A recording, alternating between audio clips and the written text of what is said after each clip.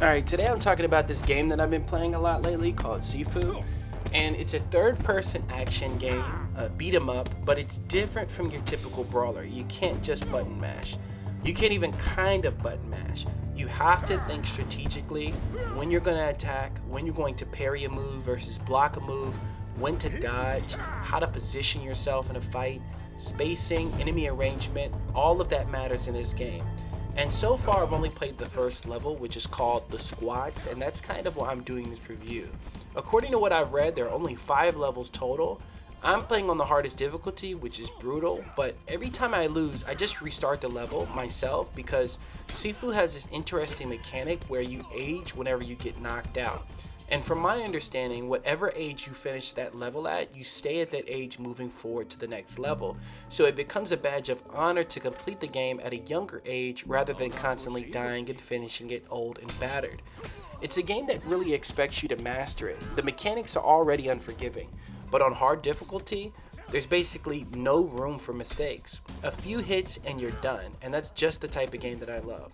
It's all about learning how to play perfectly. But here's the thing, I'm having so much fun that I don't even care about my progression. My focus is on perfection, on getting the mechanics down, on really understanding how the game flows. There's a tutorial, there's a training mode, but some things you have to just learn by playing. And honestly, I think Sifu is deeper than it looks.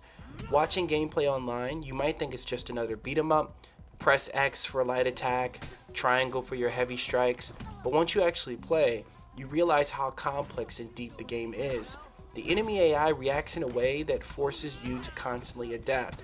They block, they parry, they dodge, and that's where the age system really makes sense. The game is about mastery, it's about knowledge, it's about experience. Sifu takes this very arcade style beat 'em up foundation and it layers it with a philosophical, almost abstract approach to game design, especially for the genre. It doesn't reinvent anything mechanically, but it innovates in the way that the combat flows, and it restricts your ability to, be on autopilot. It forces you to earn every hit in the game, and there's no cheap button mashing here, and I think that can be quite refreshing for a lot of people, but it's going to be challenging for a lot of people who don't play games particularly for challenge. And I'm playing the game on hard, so I feel like the challenge is even more intense, and I would say, like, if you have experience with the genre, action adventure games, just be bold and put it on, the hardest difficulty, go into training and try it out. Now let's talk about this stage, right? The first level, the squads. This first level is an experience.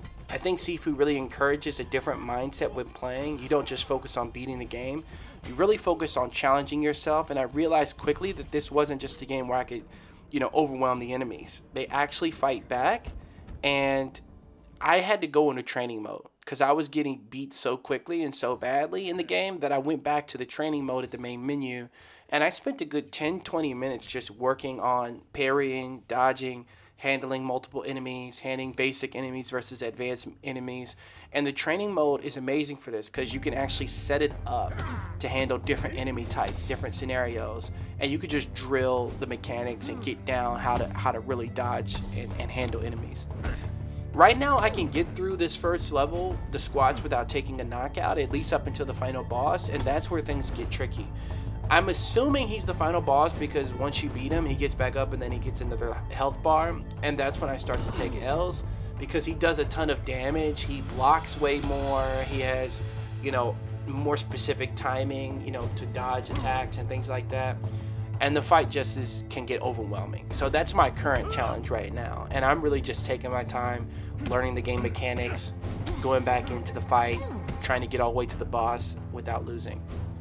And so my first impressions of the game right now is that it's fluid, it's intuitive, the sound is great, the game just knows what you're trying to do, the animations are straight out of a kung fu film, the sound effects are perfect, the music has that Hong Kong action film vibe. You can even change the audio in the game to like Mandarin Chinese or Cantonese Chinese, which is a really nice touch and definitely helps for the immersion. And the music has a bit of an electronic influence as well, kind of like a synthwave punk aesthetic, which you know, of course, always works really well for games because it's so high paced and not too abrasive like other electronic genres. So I'm curious to see how the music is going to evolve across the other levels. This stage right here is a little dark and it's a little bit bland, but I have no doubt that some of the levels will get a lot more flashy as we move forward. One thing I love is that Sifu makes improvement fun. You clear a room without getting hit and it feels amazing. You try new strategies, new combos. The game rewards creativity. You can't just mash punch because enemies will block and punish you. You have to mix it up. Use your full moveset. And I think fighting game fans are going to love this because it brings the same level of technical execution and excitement, but it brings it to a single player experience. I think if you're getting burned out on games like Tekken 8, Street Fighter 6, or even Marvel Rivals, though it's a completely different type of game, and you want a game that like puts you back in the driver's seat and gives you like rewards for high skill, high execution, I think Sifu is it. It's a big moment for the genre because it's grounded, it's challenging, it makes you earn your victories. And I think one quick tip though, if you're struggling with parries or other, you know, abilities in the game, I would say try remapping your block button. That helped out for me.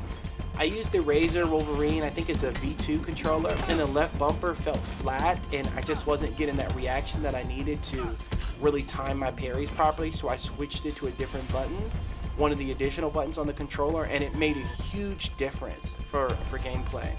So I'd say play around with your button layout, especially if you find your index finger gets tired from, you know, constantly blocking and trying to dodge and all that kind of thing.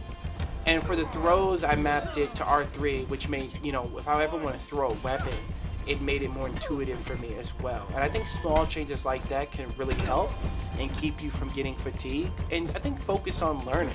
My final thoughts is that Sifu is one of those games where you lose over and over, but it never stops being fun. The challenge is rewarding. Every fight is earned. I'd highly recommend it. I highly recommend the hard mode. I'm looking forward to playing it more. And check out my gameplay and let me know what you think. Drop a comment, like, subscribe. You know what to do. Thanks.